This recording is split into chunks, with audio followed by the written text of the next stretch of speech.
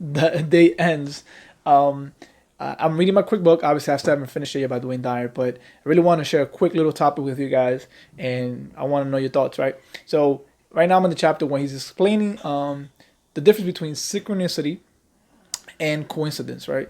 And how in life he believes that once you start changing the way you see your world and your reality and how you interact and your everyday actions, how most of it he feels that he says if you start looking at it that way, that most of what happens to your life is part of a bigger plan. It's part of a bigger picture, and it's a great thought and a great thought provoking idea because I'm gonna probably ruffle a lot of feathers here. You know, people that believe that you have to grind, you have to do everything yourself, you have to make things happen. And I believe I'm actually one of those as well. But you start to think about it, like if you start looking at some situations in life where you can work your ass off or do something really good and make sure everything stays in place and things sometimes fall apart, right? So I started thinking about the fact that he's stating that synchronicity is basically that all the events in our lives, everything that we have encountered, have gone through, even if it's from our perception bad, makes sense to our path and it makes sense to where we're going, to where we're becoming, to who we're supposed to be. And in the moment you might not see it, you might not see why it's happening, but it's something that has a bigger plan for you, a bigger picture. And that's something that you can think that way, right?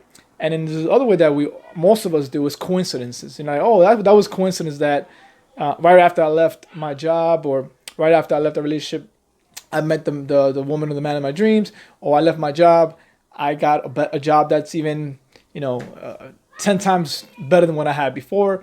Maybe your dreams come true on certain aspects, like certain things that we go through that we think is the end of the, I guess, end of the tunnel. But it turns out to be the opposite. So we look at that as coincidences, right? Oh, it was a coincidence that happened.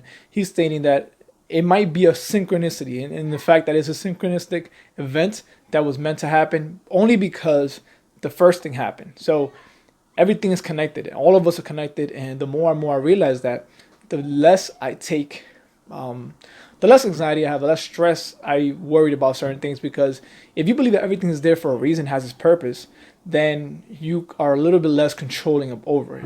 And this goes for all of us that are controllative as well and are possessive in certain aspects, or maybe you want to control everything.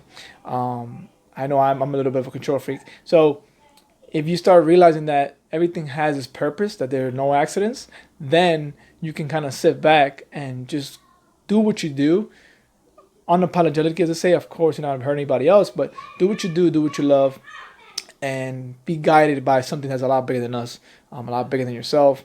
And I don't know I want to know what you guys think. Do you see your life as everything as a coincidence or as a synchronistic event? Again, synchronicity meaning that it's there for a reason. Coincidence means that it was just happened to be there at the same time that thing was there. So I would love to think what you guys think, and also, I mean, hear what you guys think, and also, can we change our views of looking at life as synchronistic events as opposed to coincidence? And if maybe it might actually give us a better reality, it might actually give us the life that we're truly here to live. So let me know, guys.